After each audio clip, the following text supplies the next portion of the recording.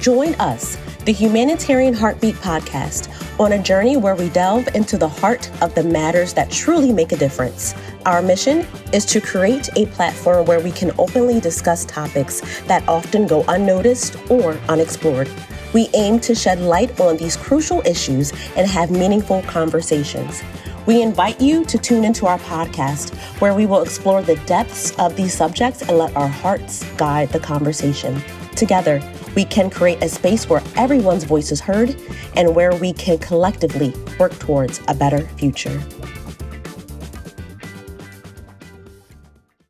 Welcome, everyone, to the Humanitarian Heartbeat Podcast. I am your host, Nia Imani. And if you're looking at this on YouTube, you might think that we look alike, and period, we do. I'm interviewing my brother, Jarrod Boom Boom Hill.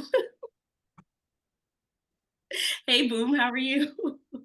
You won't call me Boom the whole time? Sorry. Okay. Hey, Jarrod, how are you?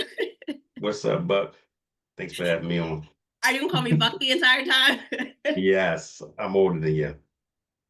Listen, y'all going to see why he got 4 hills in the back. I got the 4 hill shirt, period. Y'all going to realize it. I'm going to read his very short bio, but it's very powerful and impact. Whenever I asked him to send me his bio, he's like, I don't have time for that. So basically it could be like 30 minutes, but we're just going to get into like the meat and the potatoes of it. Let's go. My brother, Jarrod K. Hill, BA, period, is a devoted family man, successful entrepreneur, and compassionate community leader. As a loving husband to Dr. Mercedes Hill and the proud father to the loves of my life, Quinn and Jade, family is at the heart of everything he does. As the founder and president and owner of 4 Hills Junk Removal Business, Jarrod has demonstrated his commitment to hard work and entrepreneurship.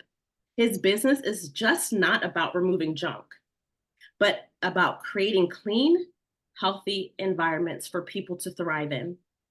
Jarrod's life mission was shaped by a personal tragedy. Witnessing the devastating impact that it had on our beloved Nana, this disease called cancer, he saw the toll it took physically, but never mentally or spiritually. Her strength and resilience left a lasting impression on him. In her memory, Jarrod has dedicated himself to helping his family, as always, friends, and community achieve financial independence, stability, and long-standing health. A minimalist at heart, he often and always says, what did our Cherokee ancestors do? This question reflects his deep respect of heritage and his belief in the values of health, community, and compassion. My brother is more than just a man. He is the myth and the legend. His life's work is a testament to his commitment to his family, his community, and his desire to make a positive impact on the world. Wow, that was better than the Steve Harvey intro. I thought he was the best in the game. You got him beat. Man. Does that sound like you? That was a good job. Yeah, that's me. That's me, for sure. You know me. Let's jump into it. So let's talk about she was your favorite at one point, your favorite person. So let's talk about Nana's battle with cancer and how that influenced you. How did her spiritual and mental resilience, if it did, approach the way that you saw financial independence and health in your community? Yeah, that's a really good question. I'll break it down into 2 parts. First of all, seeing Nana struggle financially during a very emotional and straining period in her life, and that towards the end of her life, like I call people that are between the ages of like 60 and 90, they're in their 4th quarter. Mm-hmm. And I hate to see people in their 4th quarter of their life after working their whole entire life for 40, 50, 60 years, get to a space where they just can't afford to live. Not even live a phenomenal, like a crazy, lavish, luxurious life, but like the basics. That is crazy to me. So, I saw her go through that, and I've seen others in her age range and people our parents' age go through that same thing. And I told myself, I see what they did, not to a fault of their own, but I see how life played out for them once they got to the fourth quarter and the end of their life, retirement age. And I said, I know better. And that just can't be me. I refuse to work for 40, 50, 60 years, take care of my kids, take care of my wife, and then get to a place where I have to live in an efficiency apartment in North Philly somewhere. That's no way. I'm not doing that. So seeing her go through that made me want to figure out how to not have that be my life. Mhm. And then the second part of that is I know she was in a lot of pain every single day and for years. And she never said that she was in pain. She wore it, she carried it with strength and with dignity. And I'm the same way. Like if I'm sick, if I don't feel good, I'm not going to tell nobody. I keep it to myself. I hold it in because I don't want nobody to worry. And that's why she didn't do it. She didn't want nobody to worry about her. She's the one who worries about other people because she was the matriarch. And I look at myself as that the patriarch, Mhm, mhm. like as the patriarch of the family. So if I don't feel good, no one will ever know. I just fight through it and keep it pushing. And two, a third part, not really super relevant, but I found that people really don't, a lot of people, not all people, but a lot of people really don't care like how men feel. Mm. We kind of expect it just to like, you know what I mean? We're expected just to be able to figure it out and just be okay. So, and I'm okay with that. And I kind of wear that on my sleeve. But yeah, for sure, her being sick, um, definitely put the battery in my back to be in a healthy financial space once I get to my older age and to power through if I don't feel good and keep it pushing because the way my life is set up right now, I got a lot of bills. So I don't have no choice. But then see, that makes me think of, is it fair that no one cares, quote unquote, that men aren't well? Like, so you can't show up as your best self for your wife, for your children, if you aren't well. So how is that fair? I don't think it is, but I just accept it at an early age that life isn't fair for a lot of different things. And I just grew to accept it. You know what I mean? There's a lot of things that aren't fair for women too. You know what I mean? Like certain social expectations Mm. that society puts on women. You know what I mean? Like you're expected to change your last name if you get married to a man. You're expected to cook and clean for your husband, even though you're working. You know what I mean? So it works both ways. So life is not fair for everybody. So it's just like, and this is what I say to my friends and my family. The problems that I have are first world problems. So I'll take the first world problems that I have because compared to 80, 90% of the rest of the world, it's not even a real problem. Mm. You know what I mean? So that's why I don't even like complaining. Oh, my car broke down. Well, I got a car. Something broke in my house. I live in a big, beautiful house. You know what I mean? Like I have a cold. It's really not nothing to complain about. I'll try to look at Americans, a lot of Americans we're kind of blind to how the rest of the world operates and how the rest of the world lives. Mm. But we're really a very, very small percentage of how we represent a very small percentage of the entire world. Mm. Americans live better than 90% of the rest of the world. So I think it's all about perspective. And I just try to have a super broad, wide perspective on life. So yeah, I got nothing to complain about. We're actually super blessed to be able to be born to the parents and family that we were born to and born in America. That's Yeah. a could have been born a lot of other places to a lot of other parents, and our life will be way worse, and we wouldn't be in the positions that we're in today. Yeah, that's a very good point. And then it also makes me think of, you said through Nana in particular, through no fault of her own, she was in a situation where you were what, 16, 17, and working hard and sending her money. As the child, were you ever upset like, Dad, like, I don't really want to help. I'm I'm in the position where I should be helping myself. Why am I now helping somebody who should have had it together? I used to always tell mom, I'm a grown man. I'm a grown man. Like from when I was a young boy, like 10, 11, 12, 13 years old. And she was like, no, you're not. You can't be a grown man. You don't even buy your own toilet paper. I buy your toothpaste. How can you be grown? You can't even wipe your butt and brush your teeth without my help. So how can you be grown? And that always stuck with me. And I just always, from a young age, I always wanted to prove first to her and then to the world that I am a grown man. And I defined what it meant to be a grown man. And to me, to be a grown man is not to just be able to take care of yourself. That's easy. Any adult should be able to take care of yourself. If you can't take it, especially if you live in America, if you just have access to too much information and too many resources. But that's not what it means to be a man. Mhm. To be a real man is not is to take care of the people that are in your circle, your immediate family and your extended family, and help out your friends. That's what it means to be a man to me. So I wanted to prove, I wanted to get to that point as fast as I could. So to me, it was a badge of honor. Like it was me proving, yeah, see, I am grown. I know what I'm doing. I can handle it. I can take care of myself and do that.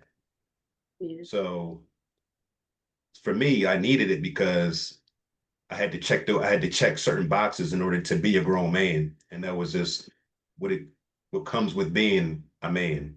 All the men that I saw in my life that I looked up to, like Uncle Jarrell, like they always had money and always had resources and were smart and giving. You have to be given to be a grown man to me. You can't just be selfish and keep all your resources to yourself as a grown man. That's not what it is. So, yes, was it hard? Was it difficult when I was growing up being a teenager? I'm like, oh shoot, this is what I was asking for. Oh wow, I didn't know what I was asking for, but once I'm in it, like you in it, I'm like, well, this is what you asked for. Yeah. So now you got to step up to the plate and be what you asked for. This is what you said you wanted to be. So go be that man. Mhm. It ain't easy because everybody can't do it, and I don't want to be like everybody else. I want to be different and better. So yeah, it was times I was like, "Whew, man, bro, I want to buy a PlayStation. I don't want to Yeah. dad no money. Yeah. You know what I mean? But I don't have any regrets. And it was nothing that I could do to ever make up for all the things that she did for me. So that it was impossible. It was no amount of money, no amount of time, no amount of love can ever make up for what she poured into me. So That's deep. And then you just made me think of something else too. You said it would be selfish if you kept all that to yourself, right? So I just want to go yeah. back to that. Is it then selfish to keep to yourself that you don't feel well as a grown man then? Because then you can't be helpful to anybody else because you don't feel well. Let me preface this with this is not my philosophy for everybody. This is just my philosophy for me. So let me just put that disclaimer out there. This is just my personal opinion and how I choose to live my own individual life. Again, I think back to I think about if I was a 40-year-old man living in Nairobi, Kenya, and I had a cold or I had a flu, but I had to walk 10 miles just to get 1 gallon of water to bring back to my family. And then after that, I had to go hunt. You know what I mean? And Yeah. then, so I always have that world perspective and that world view. And it doesn't feel right. Like the selfish part of me wants to say, I don't feel it. Because if I don't go to work, where I don't, nothing's going to happen. Like if I go to work for 2 months, nothing will happen. My life won't change, honestly, for real, for real. Mhm. I may set myself back as far as my long-term financial goals, but I just always have that world view, that world perspective. I'm like, man, them dudes out there, they doing it. They not complaining. So what do I look like? Complaining. Just keep going. And on top of that, I'm not trying to work until I'm 60 years old. I'm trying to retire. Mercedes and I, we have a goal to be retired at 55. So I don't know. I no longer want to trade my time, have to trade my time for money in order to sustain myself and live off of the money until I'm 90 or whatever. So the more days I take off, the less I work, the harder it is to achieve that goal. I think went from like age 21 to 50, you should be running as fast as you can and trying to gather as many resources as you can and try to build as many assets and accumulate as many assets as you can so that once you get to the end of the third quarter, beginning of the fourth quarter, you don't have to work as hard. And then you can say, okay, I'm tired. I don't feel like it because you done built up this huge nest egg. You have rental properties. You got your 401k is sturdy. Your pension is looking great. Your stocks are looking good. You got money saved up in your savings account, Roth IRAs, all that good stuff. So you can afford to then kind of take a step back, take your foot off the gas a little bit. But I'm still in that go hard stage. So I got to keep going. I got like 14 more years and then I can chill a little bit. Yeah, yeah. So the one of the ways that you're going hard is through Four Hills junk removal.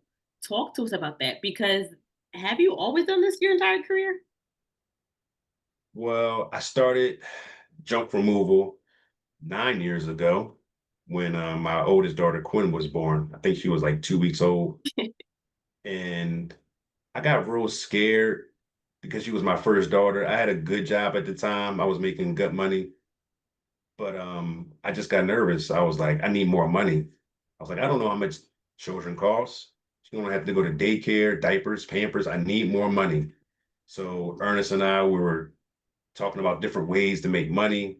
We started Googling and YouTubing, came across junk removal.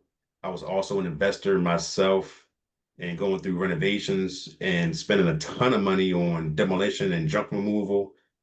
And he and I both had contacts and that are realtors and contractors and developers. Mhm. So we were like, we can do this business. We have good contacts. We're just gonna go buy a dump truck after watching countless YouTube videos and researching on Google. And that was 9 years ago. Bought our dump truck and we did that for 3 years. And then he decided to do real estate full time. I rededicated back to corporate America. And then 3 years ago, I got burnt out by corporate America. I said, I'm out. And I've been a full time entrepreneur doing junk removal for the past 3 years. And I should have left my job. I should have stopped the business 6 years ago. I should have just kept going because I would maybe I could retire at 50, Yeah. not 55 if I would have did that. But we live and we learn.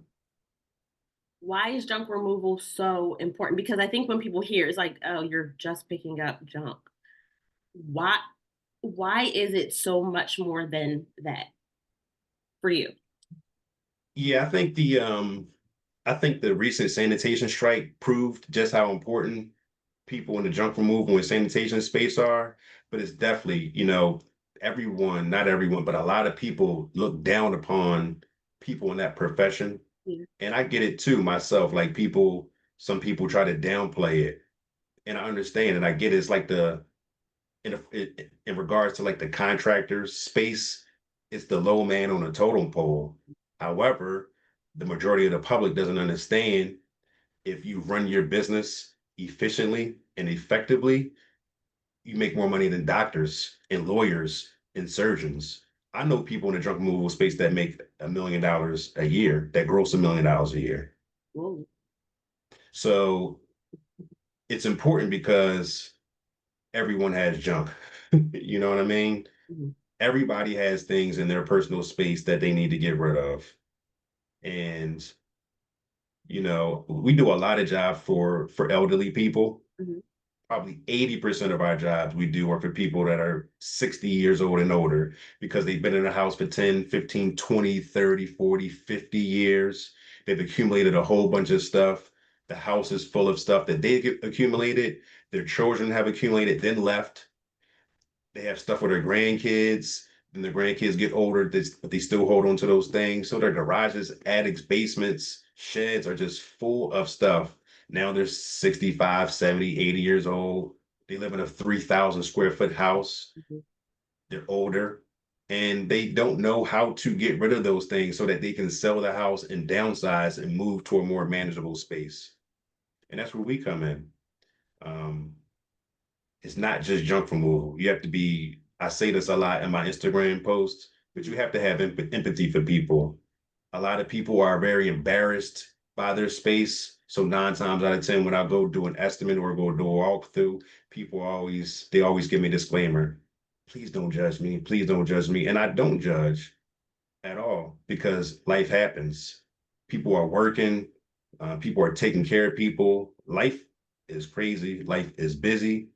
And once you get to the fourth quarter of your life and you no longer need that big house because your kids are out of the house and now you can't walk up and down the steps anymore. You need something that's just on one level. People like me are super duper important because they wouldn't be able to get rid of that stuff on their own. Mm-hmm. They have nowhere, they don't know where to turn. And two, exactly. If you didn't know me, you be on Google. So there's a lot of people in this space that take advantage of people. Sometimes I go do estimates for people, and I'm the second or third person that came to go do an estimate, and people are charging 3, 4, 5 times what the job should cost because they're just trying to take advantage of people. And so I'm actually glad that I'm in this space because I'm honorable. Yeah.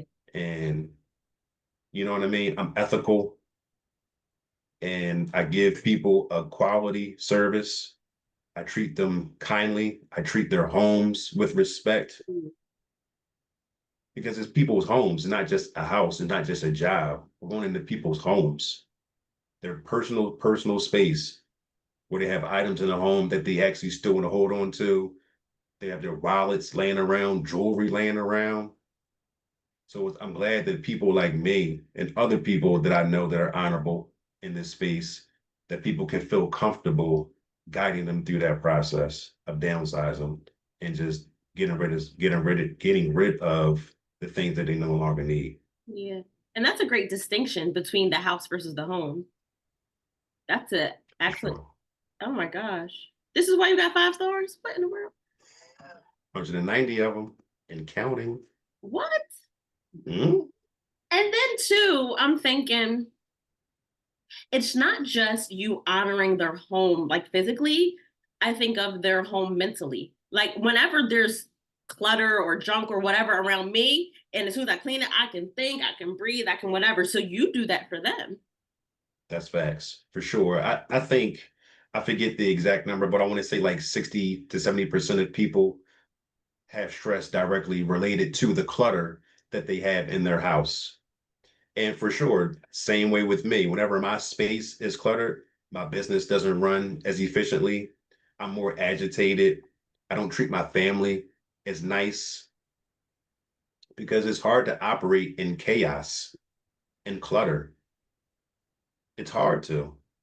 When everything is where it's supposed to be and nice and tidy, and you don't have tripping hazards in your house, you can actually sit on your couch, yeah. Lay on your bed without it being piles of clothes everywhere. Your kitchen is clean. Your bathroom is clean. Your house smells good. Yeah. It does a lot for the soul and it does a lot for the spirit. Yeah. And it feels good knowing like sometimes we clear out people's basements. For some reason, I understand the basement because like it's easier just to like go downstairs and kind of just throw boxes downstairs. Mm-hmm. I don't know. People have like all this heavy, big furniture in their attic. Oh, okay. I'm like, how do you? But we clear out people's basements, and sometimes people they haven't been able to like even walk through their basement without stepping over boxes and stepping over things. People just have like a direct 1 foot wide space just to get right to the washer and dryer, Mhm. and then boxes and bins and all a whole bunch of items just all throughout the basement. So we clear out people's basements all the time, and people are like, wow, I haven't seen my basement clean in 10, 15 years. And they're just so super duper grateful for it. And they're just like, and then they're like, I can't believe I've been living like this. You know what I mean? Um, but yeah, it's definitely, to your point, people don't respect it until you need it. Yeah. And people also don't understand how much money it costs too. Like people call and say, hey, can you come pick this up and just take it for free? Mhm. But I explain to people how the process, I'm super transparent. I explain to people how the process works. We, first of all, we have to get there, get to your house, which costs money, gas. I have to send employees there, so I have to pay them. And then I have to take it to the junkyard and I have to pay to get rid of the trash. So every 2,000 pounds, you get up to 2,000 pounds worth of trash is $115, I wouldn't know. right? But 2,000 pounds is not a lot. That's like 3 couches, 2 beds, and an end table. Okay. You know what I mean? So I always explain to people, especially like when I give my quotes, sometimes people are like, why, really? And I just break it down to them. I'm going to need 5 guys there. They're going to be there for 5 hours. I'm not paying them peanuts to do that hard labor. If by any chance your floors get scratched during that process, you're going to be mad. You're going to ask for a discount. If they're trying to get this huge couch that you shouldn't have in your house through your doorway and the door frame gets cracked, Yeah. or if we're pulling out them old paint cans that have been in your basement for 15 years and one of my guys accidentally drops it on your carpet, you're going to be mad and you're going to want a discount. That makes sense. So I always explain to people why the cost is what the cost is. Yeah. And then you mentioned also too, like the fact that you're doing it's not just a job, but you are an entrepreneur, and you've mentioned the people you know in this business they make good money. Why is this a good source for financial freedom? It's a good source for financial freedom if you get to a space where you're not just treating it like a hustle Mm. and it's actually a business. So I'm almost to that point. I still go out to jobs sometimes to help out, but I have a really, really good crew. I got 6 guys that work really hard, who get it, who are honorable, respectable, and hard workers. So once you get to a place where you don't actually have to be there in order for your business to run smoothly, then in any business, not just junk removal, you know what I mean? Like Saw, she's not always in the kitchen cooking. She's not cooking all that food. It's impossible. So once you can scale a business, the only way to scale a business is for you to not be there and the business still runs and operates. The bigger you scale and the more you scale, the more liability and the more things can potentially go wrong. And the more you open yourself up to potential lawsuits and all those bad things. But once you learn how to scale a business and the business can run smoothly, then that is the way to build generational wealth. Having a business, I think, is the number one way to build wealth. Building a business, owning real estate, and having stocks, and now crypto. And then I'm trying to figure out for the people that don't know, like you're not from the best part of Philadelphia. It's not like you're from, people are from King of Prussia and they say they're from Philly. No shade, but like, no, Yeah. you're from Philly and you're no shade to our family, but that you had to learn this. Nobody told you, Jarrod, this is what you have to do. How in the world did you learn this financial information and then do it well? I was blessed to my second job out of college when I was 23, I worked for Xerox. And a lot of people that worked at Xerox at that time were just like, 45 to 60-year-old white men. And they used to pull me aside and say, "Hey, are you investing into your 401k?" And I'm like, "What is that?" So I had a mentor, Dave Keegan, and he showed me his portfolio, and he was what I want to say maybe 50 at the time. I don't even know if he was 50. If I was 23, maybe he was 50 at the time. And he had like $2.4 million in his portfolio. And he said, if you do this, and this, you can get there too. So, and I had a couple of people um, in my career in corporate that just kind of like showed me the ropes in regards to stocks and saving and investing your money and planning for the future. Because they used to always tell me stories. I started here when I was 23 years old. Now I'm 50, and now my kids are getting ready to go to college. And I have 3 kids. So I have a $300 college bill that I have coming up. And then after that, my kids are going to get married. I have a daughter. So I'm supposed to pay for that wedding. So I have to have things in place in order to make sure that that happens. At 23 years old, it's kind of hard to like fully receive that information because you still think you're invincible. You want to live forever, and then you're never going to get old. And but now I'm 41. Yeah. So that was 18 years ago. That time flew by. I remember my first day at Xerox. That time flew by. Mhm. So I was blessed to have, and then also some of my friends are older than me, like Ernest is older than me. So he was the first one to buy real estate. So he encouraged me to do it. I was scared. He said, "I'll hold your hand and walk you through it." So I was just blessed to be surrounded by those people and have the foresight to actually not only listen to them, but actually implement the things that they taught me and execute it and then do it at a high level. And that speaks to the purpose of having the right people around you, right? That's super duper important. Like if you're the smartest person in your circle, that's bad. It's Yeah. not good.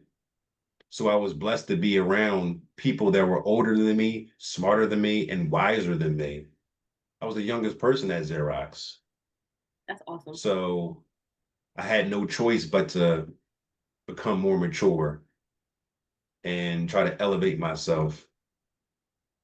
So, I still have my friends and all that are my age, and they do the things that they do. So it's kind of like I was not living a double life, but I got access to both. Right. And I liked the wealth and the knowledge and the investing side more than I liked the just hanging out and chilling and YOLO side. Do people still say YOLO? I don't think so. I think I dated myself saying that. You only live once, people. YOLO. That's deep though. And the entire time, do you think just who you are really just speaks to?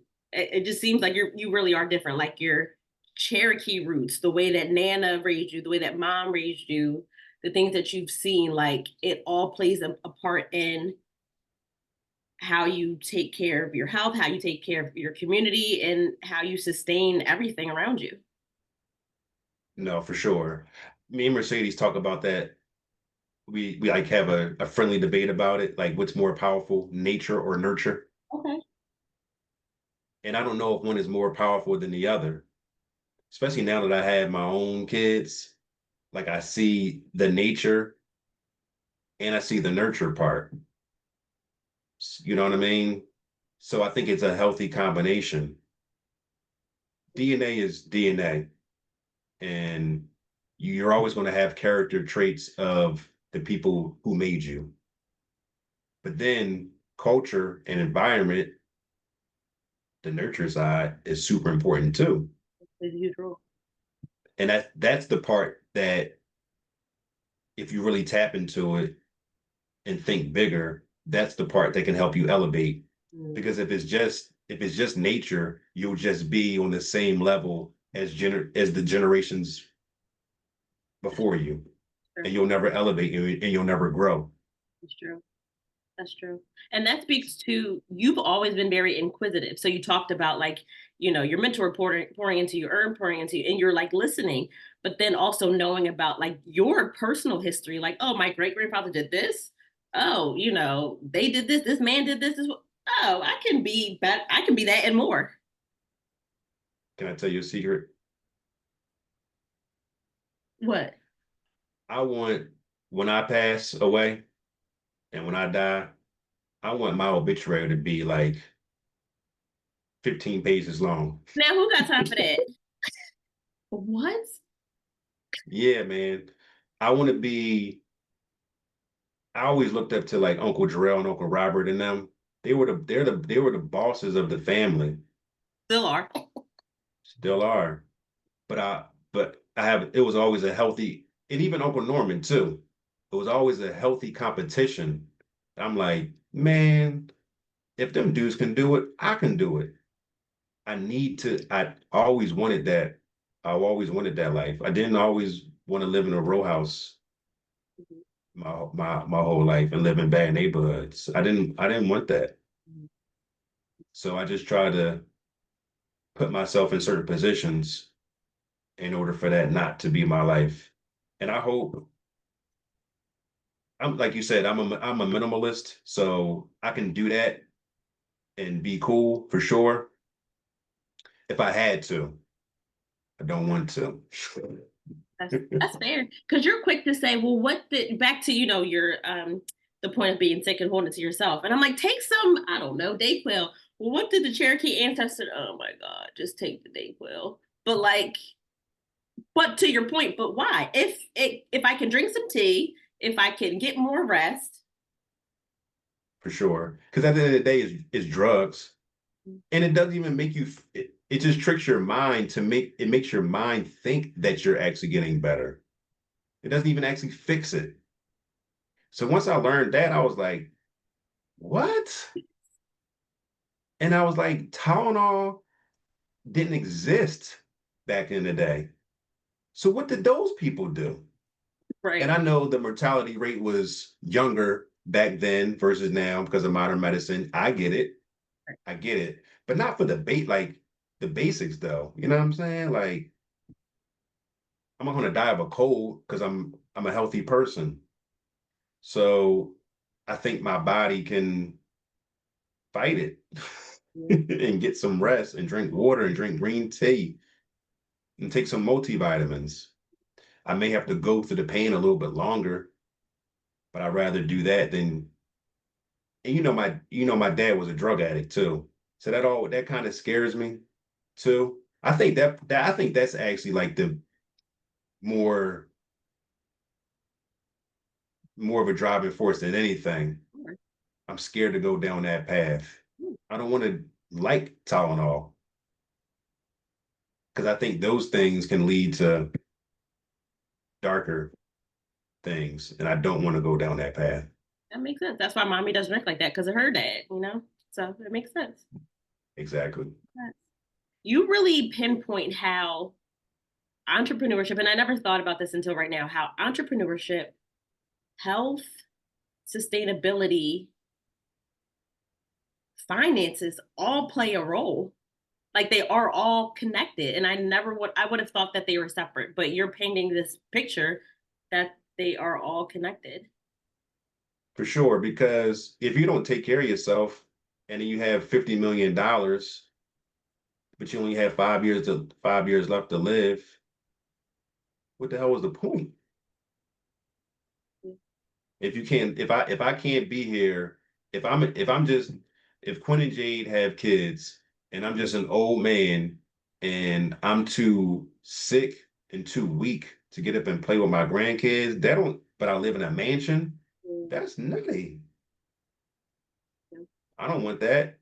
I don't want to be an old man. I don't want to be an old man, poor, living in a one-bedroom apartment in North Philly, and I don't want to be a rich man, unhealthy, living in a mansion. Yeah. So, and the health thing is, I've always exercised, Yeah. but I'm taking more seriously, not drinking as much. And Mercedes actually helped me with that. She said it's not just having a beer to wind down, you're actually putting poison in your body. And I was like, damn, it's That makes sense. poison? I was like, man, that's poison. I was like, yeah, I can't. That was like, I got to stop putting poison in my body. And two, now that I'm 40, like I don't, like when I was 30, like I could drink, I can have too much to drink on a Thursday and then wake up early on a Friday. I can't do that at 40. So I'm actually now seeing the side effects of it. So that actually helped me too. I'm like, I just I just can't do it. You know what I mean? And you know I enjoy my cigars, but then I'm also vain and my eyes were starting to get dark, my lips black. And I'm just like, no, I'm too vain for that. Like it's just not worth it. You know what I mean? Like I care about my appearance. It's for me, I can't see the inside of my body. So that was my reason for not taking health as serious because I can't look inside of my chest and see black lungs. I can't look inside of my body and see a destroyed liver. If I still feel good and I still look good on the outside, I was justifying it by saying, I'm good. I can go run 5 miles. You know what I mean? I can do 50 push-ups in a row. I'm good on the outside, but on the inside, my body was decaying and dying and feeding my body poison. Okay. So yeah, I'm good. So yeah, health is super duper important. So now I don't drink Sunday through Thursday. I don't drink. And then Mercedes was like, well, you just can't go crazy on Friday and Saturday because you're just going to wipe away all the good work that you did. You know what I mean? Yeah. And now it's to the point now where my tolerance isn't as high as it used to be. You're gonna be in the ICU. So yeah. So we went to somewhere last weekend. It was Friday. I had a beer when I got home from work and then went to the restaurant and I ordered a drink and I couldn't even finish the drink. But normally I would have like two in a restaurant and then come home and then hit a nightcap with a beer.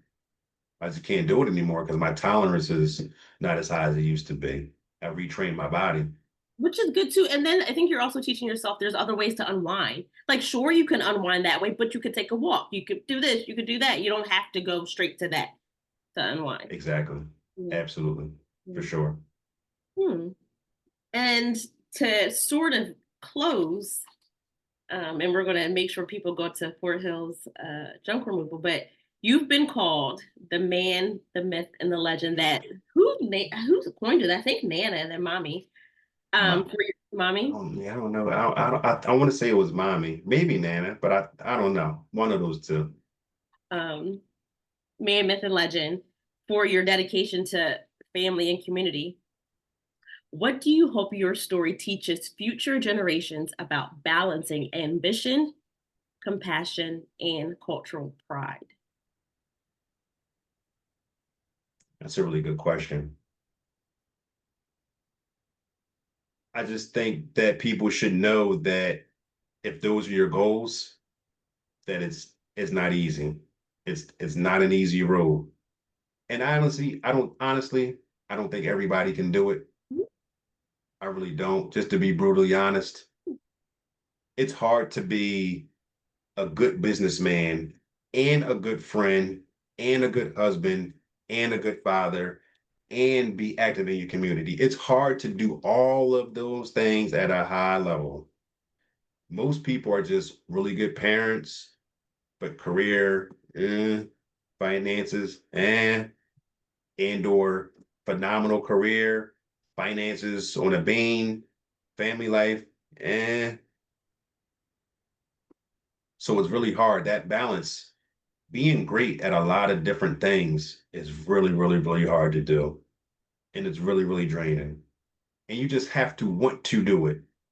If you don't want to do it, you know how that works. It's just not going to get done. But I do want to be great at all those things. And you are. Thank you. There's I have room for improvement in things. Like I'm not as good of a friend as I could be.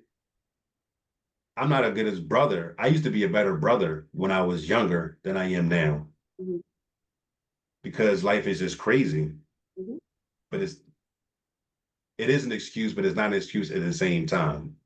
But it's hard to be great at all of those things. It really is. It's really difficult and it's very, very draining. It really is. And all while I have to always remind myself that I wear a lot of different hats and I'm a lot of things to a lot of different people. But at the end of the day, I have to enjoy myself too. And I need my downtime. You know what I mean? So So a important. lot of times my downtime doesn't come until 9 o'clock at night. So I'm trying to squeeze in my downtime for just for 2 hours from like 9 to 11. You know what I mean? So yeah, my advice, you have to want to be great at all those things, but on that journey to being great at all those things, you're going to be burnt out, you're going to be tired. And but if you want it, then go for it. Yeah. I think your story is definitely inspirational for so many reasons, but in that you've always been ambitious. You ask the right questions and the right follow-up questions. You are okay with not being the smartest person in the room. You and like you say, you do all these things well. Like you, Mercedes loves you. Quinn and Jade, they get on my nerves because they love you so much. Mommy, mommy and daddy are obsessed with you. Oh my God, my son, whatever. And then the community too. The community absolutely they adore you. You know, that's why it went from Miss Patty Jackson to Aunt Patty Jackson, you know, because you wear the hats well. And to your point about the brother thing, I don't really subscribe to that because, in my opinion, and you've always said this, you know, if you do 80 to 90 things, 80 to 90% of things right, and that what 10 to 5% is wrong, like, why are we talking about it? Like, I can tell Yeah, you, like, hey, that hurts my feelings, but we're not going to harp on it because you do the majority of the things right. yeah, yeah, So, your story is a great lesson for young people, for Black men, for a family man, for a husband, for an entrepreneur. Like, yeah, it's not easy, but like you said, if you really want it, you just got to do it. for sure. And and to the core of me, like I'm a problem solver. So sometimes that makes me a bad friend in some people's eyes because sometimes people just want to vent. They don't want a solution. They just want to vent. And then to a core of me, I was like, oh, I got a fix for that. I can help you. I can fix it.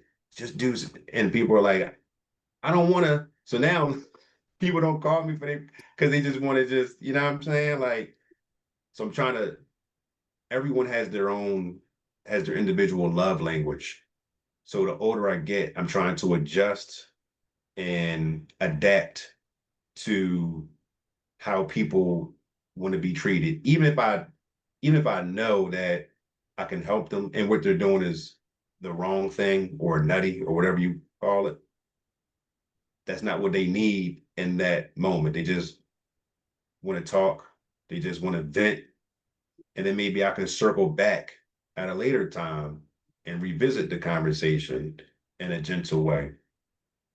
So the older I get, I'm trying to be, but it's hard. Like this, it's hard because in the world, it's a tough balance. Like being a strong, sure of yourself, alpha male, while sprinkling in kindness and you know what I mean. But especially being in business, like you can't be a pushover.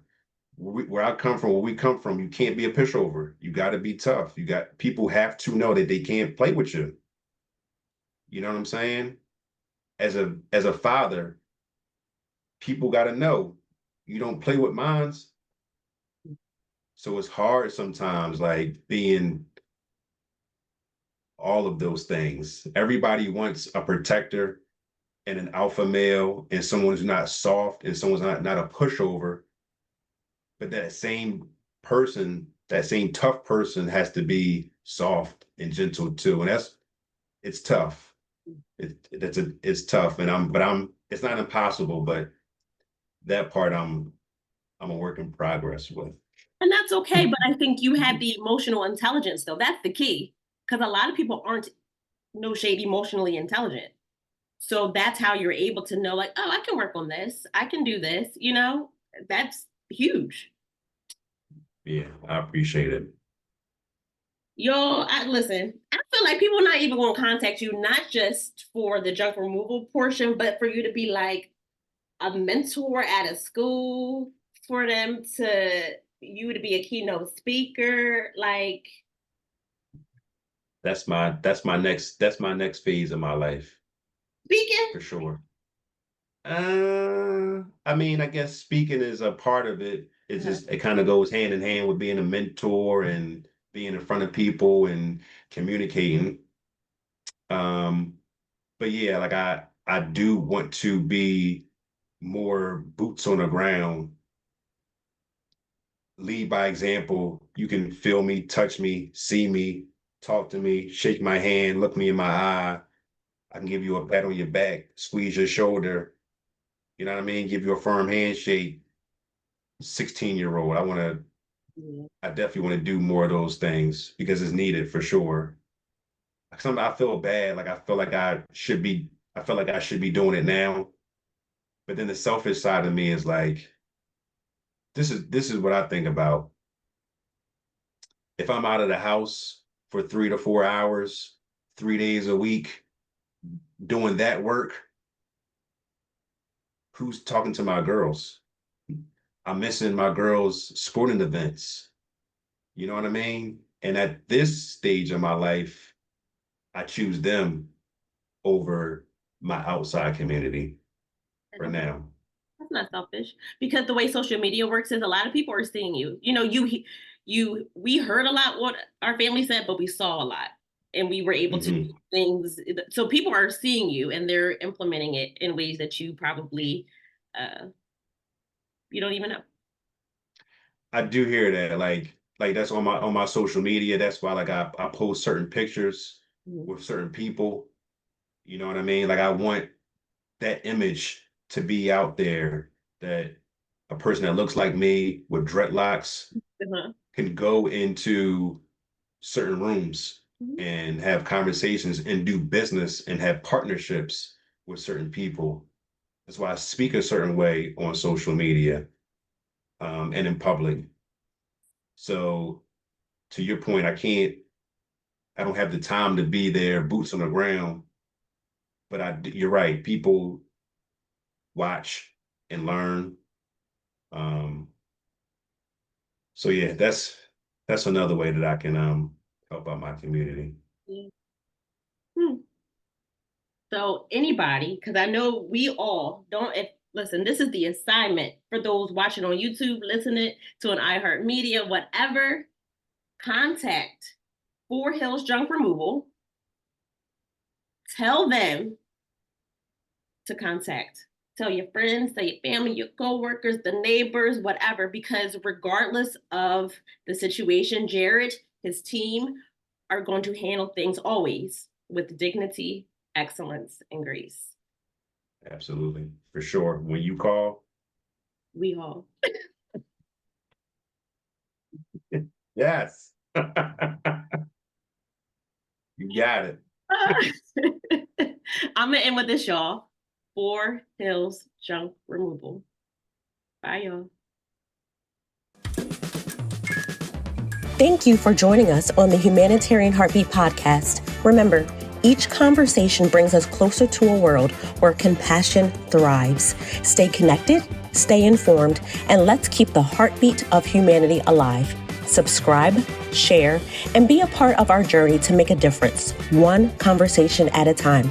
Until next time, keep your hearts open, your minds curious, be a blessing to others, and give agape love. God bless.